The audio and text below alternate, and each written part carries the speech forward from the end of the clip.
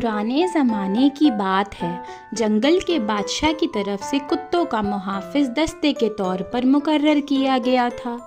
اس وجہ سے پورے جنگل میں کتوں کی بہت ہی عزت کی جاتی تھی۔ یہ کتے بادشاہ کے یعنی شاہی محافظ تھے۔ بادشاہ نے مزید یہ بھی کیا کہ کتوں کے لیے ایک شاہی فرمان جاری کر دیا۔ اس شاہی فرمان میں کہا گیا تھا کہ چونکہ کتے شاہی محافظ ہیں، اس لیے ان کو خاص رعایت دی جاتی ہے، ان کو خاص اہمیت دی جاتی ہے اور ہر سہولت دی جائے کہ بادشاہ کا یہ خاص حکم نامہ پا کر کتوں نے خوشی کے مارے بھونک بھونک کر آسمان سر پر اٹھا لیا۔ مگر ساتھ ہی ایک مسئلہ بھی پیدا ہو گیا تھا کہ شاہی حکم نامہ کہاں رکھیں۔ یہ بات کتوں کی سمجھ میں نہیں آ رہی تھی، کیونکہ شاہی حکم نامہ تو کاغذ پر لکھا ہوا تھا، وہ کوئی شکار کی ہڈی تو نہیں تھی کہ اسے زمین کھود کر دبا دیا جاتا۔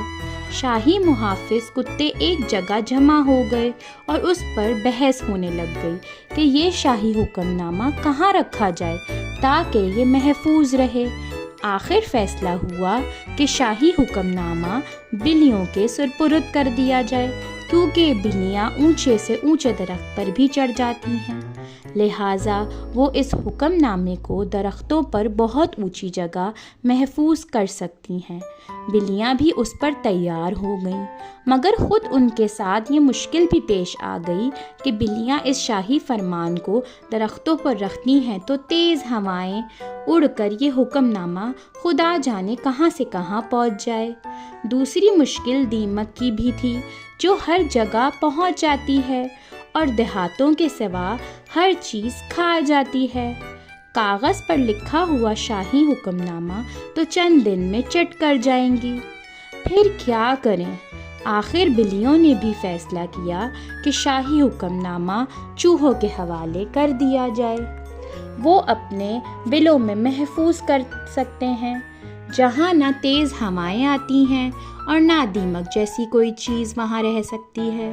شاہی حکم نامہ چوہوں کے حوالے کر دیا گیا۔ چوہوں کا بل بہت چھوٹا سا تھا اور شاہی حکم نامہ بڑے کاغذ پر تھا، اس لیے چوہے اسے گول کر کے کسی نہ کسی طرح اپنے بل میں لے گئے۔ بلوں نے بھی ذرا اطمینان کا سانس لیا بلیوں نے، مگر ابھی ایک اور مصیبت ان سب کے انتظار میں تھی۔ یہ حکم نامہ چوہوں کے بل میں پہنچ تو گیا، مگر وہاں جتنے چوہے تھے ان کے اتنے ہی بڑے سارے بچے بھی تھے۔